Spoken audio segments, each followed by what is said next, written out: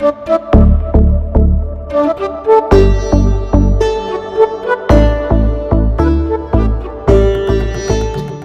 मंदिर और घाटों की नगरी, यहाँ बसे सन्यासी है।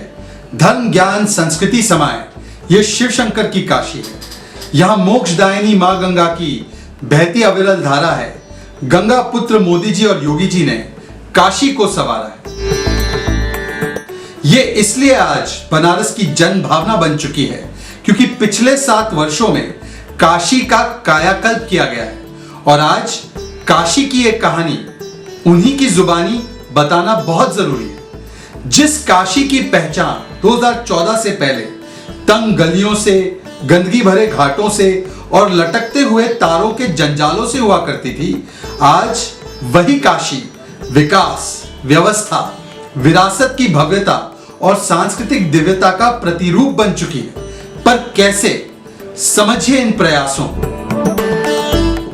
पहले वाराणसी में चारों ओर खंभों पर लटकते हुए बिजली के तारों ने वाराणसी के सौंदर्य को ढक दिया था। आज भूमिगत केबल बिछाने का काम तेजी से करके केबल मुक्त काशी बना दिया गया है योगी जी और मोदी जी के प्रयासों के चलते। पहले बनारस की पहचान काशी धाम से कम और ट्रैफिक जाम से ज्यादा होती थी। प्रधानमंत्री नरेंद्र मोदी जी ने वाराणसी में कई महत्वपूर्ण सड़कों के काम को शुरू करवा दिया। 2 सबसे महत्वपूर्ण सड़कें जो बनाई, उनकी कुल लंबाई 34 किलोमीटर है और लगभग 1500 करोड़ रुपए की लागत से बनाई गई है। 16 किलोमीटर लंबी वाराणसी रिंग रोड फेज 1 और 17 किलोमीटर लंबा बाबतपुर बनारस रोड प्रोजेक्ट, जिसने काशी को ट्रैफिक जाम से मुक्ति दिलाने का कार्य शुरू कर दिया है। इसके अलावा चौका घाटा लहरतारा सहित 16 सड़कों का काम पूरा कर दिया गया है। प्रधानमंत्री मोदी ने बनारस हिंदू यूनिवर्सिटी में अत्याधुनिक मदन मोहन मालवीय कैंसर सेंटर का उद्घाटन किया और बनारस की स्वास्थ्य व्यवस्था को मजबूती देने के लिए 350 बेड का अस्पताल 500 करोड़ रुपए की लागत से बना। प्रधानमंत्री मोदी ने वाराणसी में कैंसर के उपचार के लिए जो केवल बनारस ही नहीं बल्कि पूर्वांचल को भी और बिहार को भी उच्च स्तरीय स्वास्थ्य व्यवस्था प्रदान करने के लिए आगे आएगा, ऐसा होमी भाभा कैंसर अस्पताल सेंटर का उद्घाटन भी किया। टाटा मेमोरियल ट्रस्ट द्वारा संचालित यह पूर्वांचल का पहला बड़ा कैंसर उपचार केंद्र है। 430 बेड वाला शताब्दी सुपर स्पेशलिटी कैंसर सेंटर भी शुरू कर दिया गया है। कोविड-19 की संभावित तीसरी लहर की चिंताओं के बीच बीएचयू अस्पताल में एक मातृ एवं बाल स्वास्थ्य MCH इकाई का भी उद्घाटन किया गया। इससे विशेष रूप से मातृ एवं शिशु स्वास्थ्य की देखभाल के लिए 100 बेड शामिल कर दिए गए।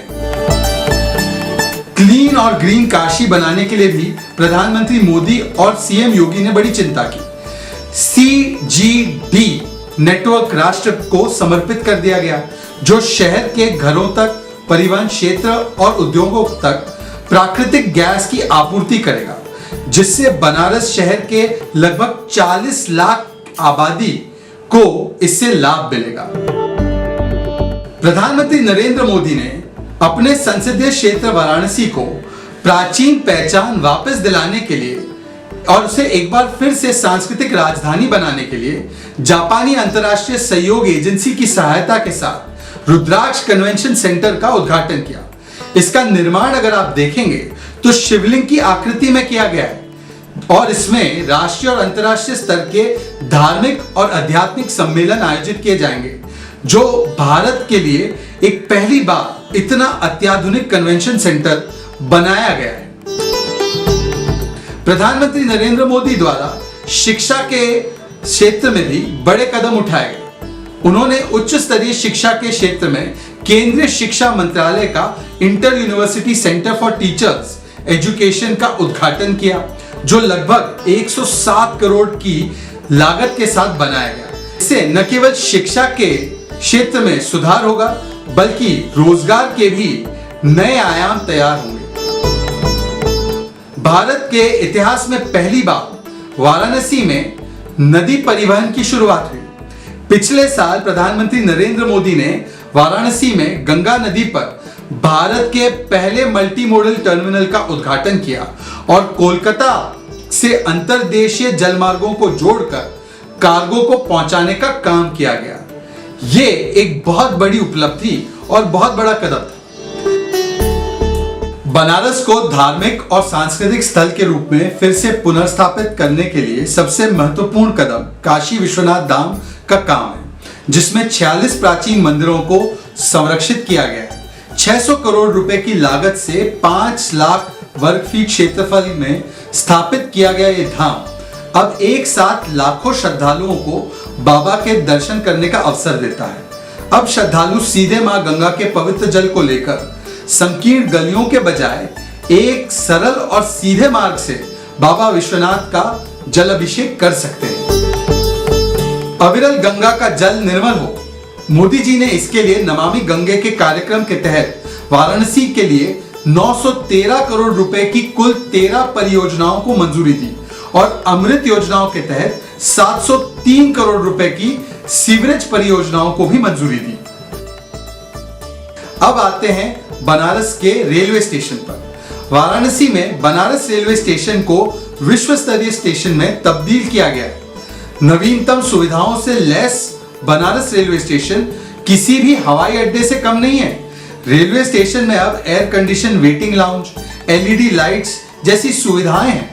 भारतीय रेलवे ने परिसर को सुशोभित करने के लिए फव्वारे भी जोड़े। स्टेशन में कैफेटेरिया, फूड कोर्ट, बुकिंग और आरक्षण कार्यालय, प्रतीक्षालय और बहुत कुछ सुविधाएं दी गई। 2020 में जब प्रधानमंत्री नरेंद्र मोदी बनारस आए थे तो संस्कृत में भी इस स्टेशन के नाम को अंकित किया गया था। जिस गंदगी के अंधकार में पुरानी सरकारों ने जानबूझकर बनारस के घाटों को रखा था, अब मां गंगा के सभी 88 घाटों की सफाई और सौंदर्यीकरण करवाकर वहां देव दीपावली के माध्यम से पुण्य प्रकाश को फैलाया जा रहा है। आज इन्हीं प्रयासों के चलते उत्तर प्रदेश को ताजमहल नहीं बल्कि काशी विश्वनाथ धाम से पहचाना जा रहा है और पर्यटक यहां आना मतलब काशी विश्वनाथ धाम पर आना ज्यादा पसंद कर रहे हैं। गंगा आरती देखने के लिए वैसे तो विदेशी मेहमानों का तांता लगा हुआ है। जर्मनी के राष्ट्रपति हो या फ्रांस के राष्ट्रपति इमैनुअल मैक्रों हो या जापान के प्रधानमंत्री शिंजो आबे हो, जब भारत की यात्रा में आए तो काशी में गंगा मां की आरती में सम्मिलित हुए। आज विकास के अंतर्राष्ट्रीय फलक पर वाराणसी चमकने लगी है, तो इसलिए नीलकंठ भगवान के त्रिशूल पर स्थित दुनिया की सबसे प्राचीन और जीवित नगरी काशी ने आज प्रधानमंत्री मोदी जी को उसी प्रकार से आशीर्वाद देने का काम किया है जिस प्रकार से भगवान शिव को काशी के वासी आशीर्वाद देते हैं।